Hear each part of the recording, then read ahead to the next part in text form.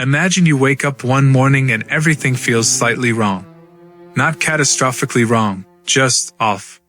The news is cruel. The powerful seem immune to consequence. Good people suffer quietly while the ruthless thrive. You look for order and find chaos. You look for meaning and find silence. And somewhere in the back of your mind, a question surfaces that you're almost afraid to finish. What if the world isn't broken by accident? What if it was built this way on purpose? For a vast and surprisingly influential movement of ancient thinkers, this wasn't despair talking. It was the closest thing to truth they believed humanity had ever uncovered. They called it gnosis, the Greek word for knowledge. Not faith, not hope, but direct, personal, illuminating knowledge of what the world actually is, and where human beings actually come from. We call them the Gnostics. And their answer to the problem of existence was one of the most radical ideas in the history of human thought. Gnosticism emerged in the turbulent crossroads of the ancient Mediterranean world, sometime in the 1st and 2nd centuries CE, in the same cultural atmosphere that produced early Christianity, Neoplatonism, and the mystery religions of Egypt and Persia. It was a world overflowing with competing spiritual systems, each trying to answer the same haunting question. Why does human life involve so much suffering? Most traditions answered by pointing upward, toward a good and powerful God who created a fundamentally good world. Human suffering in that framework was either a test, a punishment, or a mystery too deep for mortal minds. The Gnostics looked at the same evidence and reached a radically different conclusion. They proposed that the material universe, the physical world we touch, measure, and inhabit, was not created by the highest God. It was created by a lesser being, a flawed, arrogant, perhaps even ignorant divine craftsman they called the Demiurge. The Demiurge, they believed, fashioned the world not out of wisdom or love, but out of blindness. He believed himself to be the highest power in existence. He was wrong. Far above him, beyond matter, beyond suffering, beyond time itself, existed what the Gnostics called the pleroma, the fullness. A realm of pure, perfect divine light. Eternal. Whole. Untouched by error. And here is where their story becomes deeply personal. The Gnostics believe that within every human being there exists a fragment of that divine reality. Not the body. The body belonged to the flawed material world. But something deeper. The pneuma, the innermost spiritual self. A spark of the pleroma, trapped inside flesh and confusion. Which meant that every human being was, in the most literal sense, a stranger in a strange land. To understand Gnosticism, you have to sit with three unsettling ideas. First, the world's suffering is not incidental. It is structural. If reality was shaped by a lesser intelligence, then injustice, decay, and confusion are not glitches in the system. They are features of its design. Second, authority itself may be part of the illusion. If the Demiurge convinced humanity that he was the highest God, then any institution claiming unquestionable authority, political, religious, social, could be reinforcing the prison. In this framework, true liberation could not be handed down by priests or granted through ritual. It had to be discovered directly, experienced, known. This was gnosis. And third, perhaps most radically, salvation had nothing to do with obedience. It was an act of remembrance.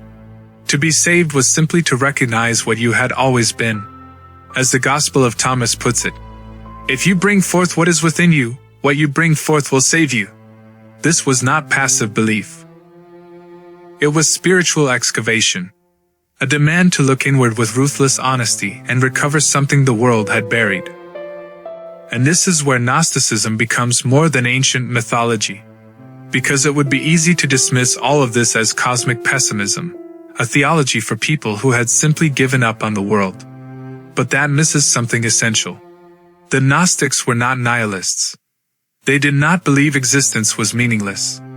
They believed it was mislabeled. The divine spark within each person was not a metaphor.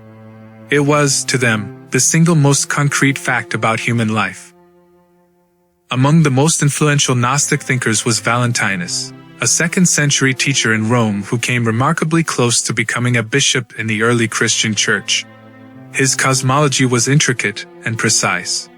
He described the pleroma as a vast network of divine emanations, each expressing a different aspect of perfect reality.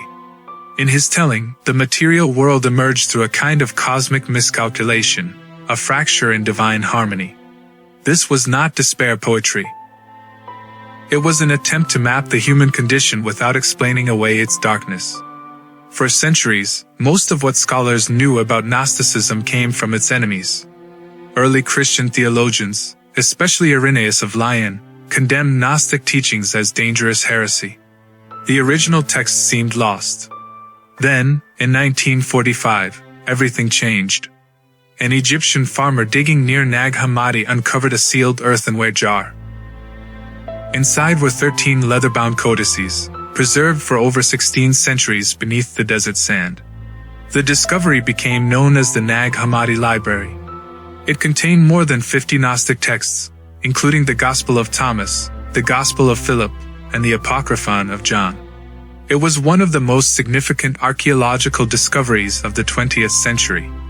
And it revealed something extraordinary. Gnosticism was not some fringe cult. It was a sophisticated spiritual worldview. Internally coherent, philosophically rigorous, and far more widespread than history had suggested. Its suppression tells its own story. As institutional Christianity consolidated power, the idea that individuals could access divine truth directly, without priesthood, sacrament, or hierarchy, became deeply threatening. If gnosis required no intermediary, then authority itself lost its foundation. So the texts were condemned, the communities dismantled, and their ideas buried, quite literally, in the sand. Yet ideas this powerful rarely disappear. They mutate. They resurface. They return. Centuries later, the Cathars revived unmistakably Gnostic themes and were violently crushed. Carl Jung found in Gnostic symbolism a profound language for the unconscious. To Jung, the Demiurge became a psychological symbol, the part of the mind that mistakes its own constructions for reality itself. And in modern culture, Gnostic ideas keep reappearing whenever people try to articulate the unsettling intuition that something about reality feels fundamentally wrong. Few embodied this more vividly than Philip K. Dick. After a visionary experience in 1974, Dick became convinced that ordinary reality was a kind of prison, a false construct masking a deeper truth. He spent the rest of his life exploring profoundly Gnostic themes in his writing. And perhaps that is why Gnosticism continues to resonate. Because beneath its strange cosmology and elaborate mythology lies a question that still feels uncomfortably modern. What if our deepest sense of alienation is not confusion, but recognition? What the Gnostics were doing, beneath all the symbolism, was taking human suffering seriously enough to demand a real explanation. Not a comforting one, a true one. They looked at a world that often seems designed to confuse and constrain, and they refused the easy reassurance that everything is secretly fine. Instead, they proposed something harder, and in its own way more hopeful. That the confusion is not the whole story. That beneath the noise of a flawed creation, something in each person remains untouched. Ancient. Luminous. Unbroken. The world, they said, may be broken by design. But you are not the design. You are what was placed inside it. And if you look closely enough, honestly enough, you might remember what that is.